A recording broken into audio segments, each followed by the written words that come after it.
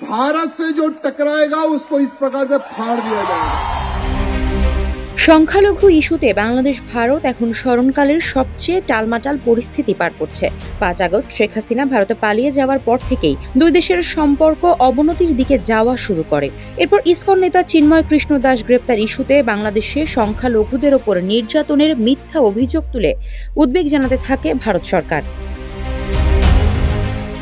একের পর এক বানোয়াট ও অতিরঞ্জিত খবর প্রকাশ হতে থাকে ভারতীয় গণমাধ্যমে। কোনো রকম তথ্য যাচাই ছাড়াই সেসব সংবাদে দেখানো হয় বাংলাদেশের মুসলমানদের হাতে ব্যাপকভাবে নির্যাতিত হচ্ছেন হিন্দুরা। তাদের বাসাবাড়ি, মন্দির, এমনকি ব্যবসা প্রতিষ্ঠান ভাঙচুরের অতিরঞ্জিত ও মিথ্যা খবর শিরোনাম হচ্ছে ভারতীয় গণমাধ্যমে। এসব নিয়ে অতিরঞ্জিত বক্তব্য দিচ্ছেন বিজেপি নেতারাও। নানা ধরনের বিভ্রান্তিমূলক ও বিদ্বেষপূর্ণ বক্তব্য দিয়ে যাচ্ছেন তারা। Double million offer, Walton fridge কিনে পেতে পারেন 20 লক্ষ টাকা, রয়েছে কোটি কোটি টাকার নিশ্চিত উপহার। বাংলাদেশ নিয়ে বিজেপি নেতাদের ফাঁকা বলি যেন শেষ হচ্ছে না। তবে এবার বিদ্বেষের 16 কলা পূর্ণ করেছেন এক বিজেপি নেতা। প্রকাশ্যে এক জনসভার মঞ্চে বাংলাদেশের জাতীয় পতাকা ছেড়েছেন তিনি। রোববার দক্ষিণ গোয়ার কুরচোরেমে বিশ্ব হিন্দু পরিষদ ও বজরং দল আয়োজিত এক অনুষ্ঠানে বক্তৃতা দিতে গিয়ে এমন কাজ করেছেন বিজেপি নেতা ও তেলেঙ্গানার বিধায়ক টি রাজা সিং। ভারতীয় সংবাদ মাধ্যম ইন্ডিয়ান এক্সপ্রেসের প্রতিবেদন থেকে এসব তথ্য জানা গেছে।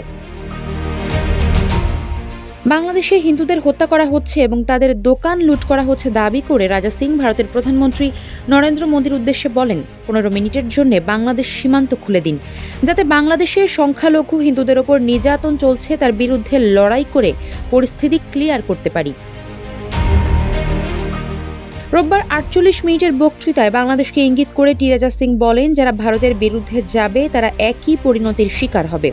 এ সময় তিনি একটি তলোয়ারও বের করেন এবং বলেন, এই তলোয়ার কেবল খাপের মধ্যে পুরে রাখার জন্য নয়, প্রতিটি হিন্দুর বাড়িতে এটি থাকা উচিত। সে সময় তেলেঙ্গানার হায়দ্রাবাদের গোসামহল কেন্দ্রের বিধায়ক টি রাজা সিং বলেন, গোয়ায় হিন্দু জনসংখ্যা হ্রাস পাচ্ছে এবং দাবি করেছেন, যেখানেই হিন্দু জনসংখ্যা কমেছে সেখানেই হিন্দুদের ধর্মান্তরিত করা হয়েছে।